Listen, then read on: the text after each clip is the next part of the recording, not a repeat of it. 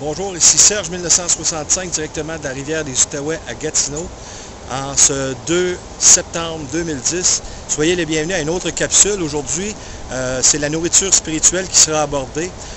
Moi, ce que je vous invite à considérer, c'est de lire la parole de Dieu d'un bout à l'autre, mais peut-être commencer par le livre de l'Évangile selon Jean, où l'amour de Dieu est très manifesté à tous ceux qui veulent comprendre combien Dieu les aime, car il a donné son Fils unique afin que quiconque croit en lui ne périsse point, mais qu'il ait la vie éternelle, en Jean 3,16. Après cette naissance par l'Esprit, et ensuite cette recherche que vous allez faire pour comprendre les Écritures avec l'aide de l'Esprit Saint qui sera votre enseignant et vous guidera à travers toutes les Écritures. Et moi, ce que je vous suggère, c'est bien sûr de tout lire la Bible au complet, mais en même temps, je vous invite à aller chercher la sagesse qui est contenue dans les psaumes et dans les proverbes.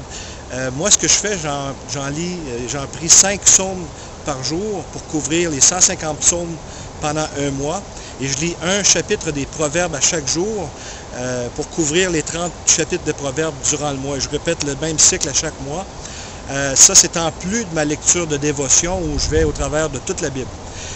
Bien sûr, c'est pas tout le monde qui est capable de lire au même rythme.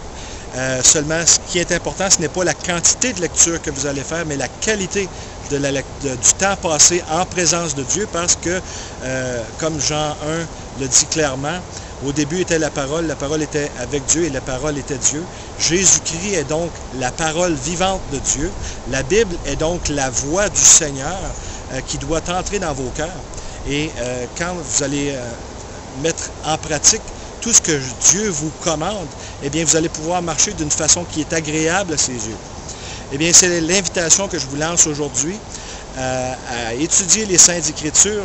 Et à ce sujet, le psaume numéro 2 de David nous dit, pardon, le psaume numéro 1, versets 1 et 2, nous dit que bienheureux celui qui ne s'assied pas au siège des moqueurs et qui finalement nous invite à méditer dans la parole de Dieu jour et nuit.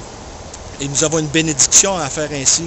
Sa parole a été établie dans les cieux à toujours, et aussi il a établi sa parole au-dessus de tout son nom, et il mérite grandement d'être glorifié, honoré par nous, ses enfants. Eh bien, soyez bénis, que le Seigneur vous instruise dans tout le conseil de sa parole. Soyez bénis au nom de Jésus et au nom du Père, du Fils et du Saint-Esprit. À la prochaine.